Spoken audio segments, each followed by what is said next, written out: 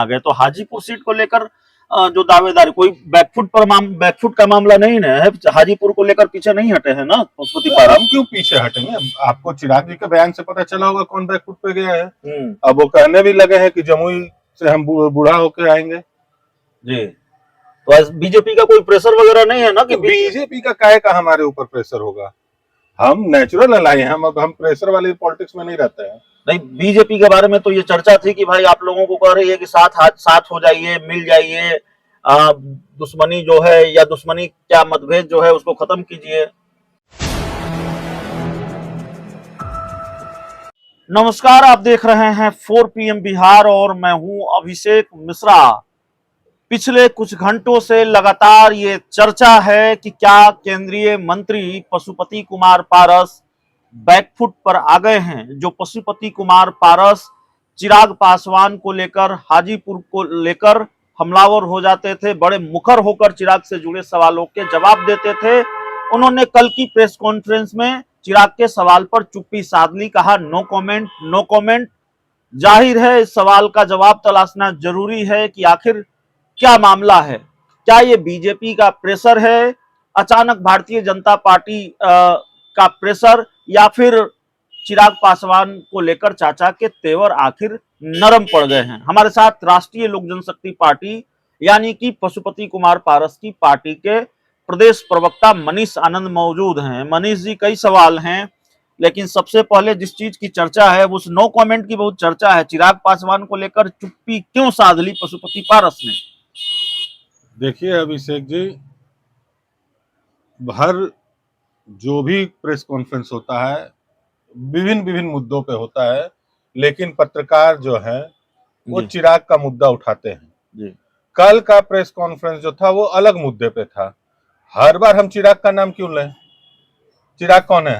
हमारे घटक दल है। चिराग से हमारा क्या लेना देना है? चिराग अपना क्षेत्र देखे, हम अपना क्षेत्र देख रहे हैं। तो हाजीपुर को लेकर वो दावा कर रहे हैं ना, फिर आप कहेंगे कि आप फिर वहीं आ गए। तो हाजीपुर सीट को लेकर जो दावेदारी कोई बैकफुट का मामला नहीं ना है। हाजीपुर को लेकर पीछे नहीं हटे हैं ना पशुपति पारस। हम क्यों पीछे हटेंगे? आपको चिराग जी के बयान से पता चला होगा कौन बैकफुट पे गया है। अब वो कहने भी लगे हैं कि जमुई से हम बूढ़ा होके आएंगे जी। तो बीजेपी का कोई प्रेशर वगैरह नहीं है ना कि बीजेपी का काहे का हमारे ऊपर प्रेशर होगा? हम नेचुरल अलाई हैं, अब हम प्रेशर वाली पॉलिटिक्स में नहीं रहते हैं। नहीं, बीजेपी के बारे में तो ये चर्चा थी कि भाई आप लोगों को कह रही है कि साथ हो जाइए, मिल जाइए, दुश्मनी जो है या दुश्मनी क्या मतभेद जो है उसको खत्म कीजिए।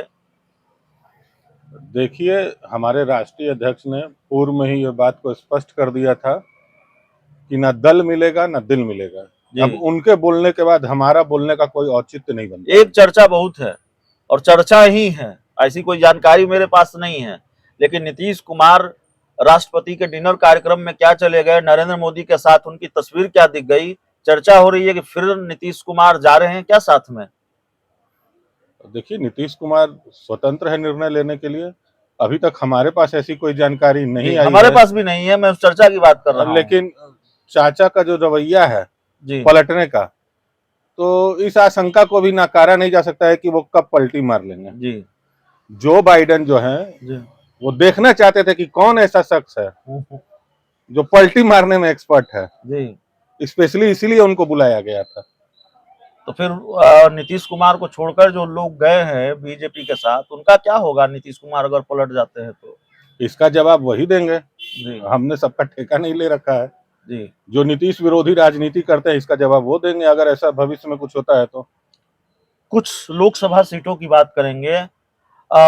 सिटिंग गेटिंग का मामला पशुपति कुमार पारस कहते हैं।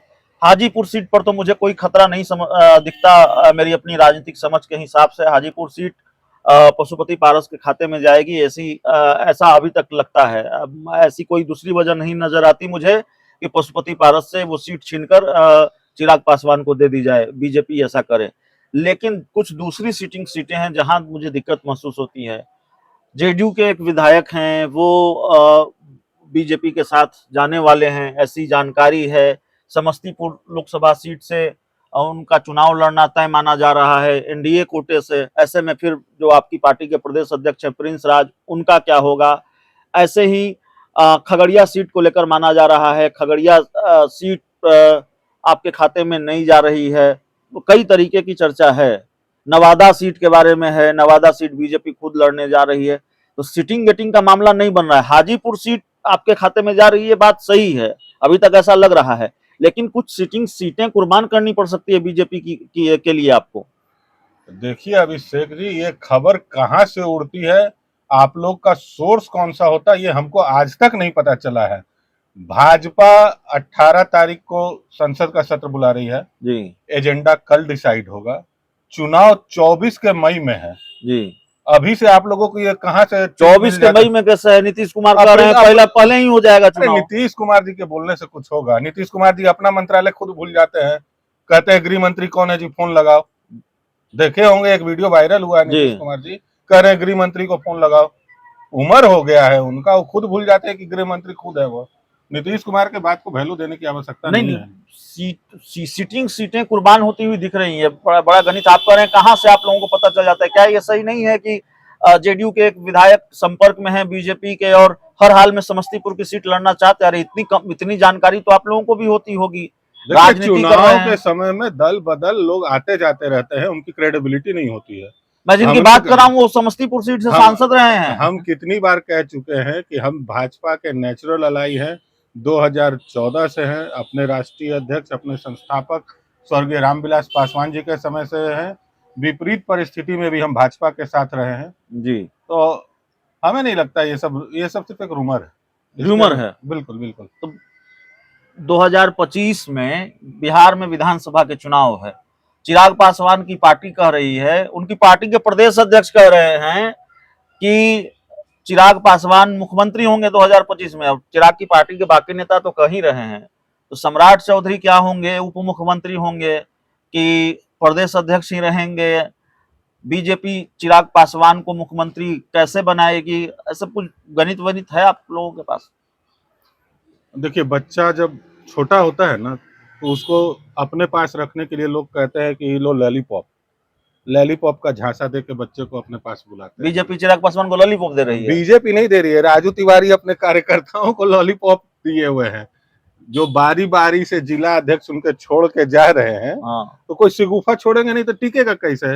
अभी 1-1 लाख रुपए का रद्दा रख दिया गया है हर जिला अध्यक्ष पर कि आपको देना ही देना है पार्टी फंड में। अच्छा। अभी देखिए क्या क्या होता है, वो सब छोड़िए चिराग की बात को। तो चलिए इस चर्चा में, इस इंटरव्यू में इतना ही।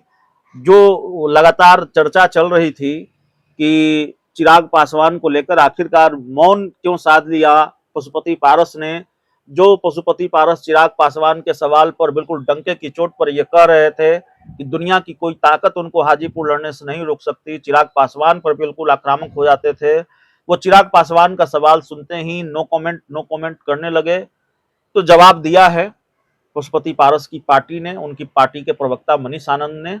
बहुत बहुत धन्यवाद।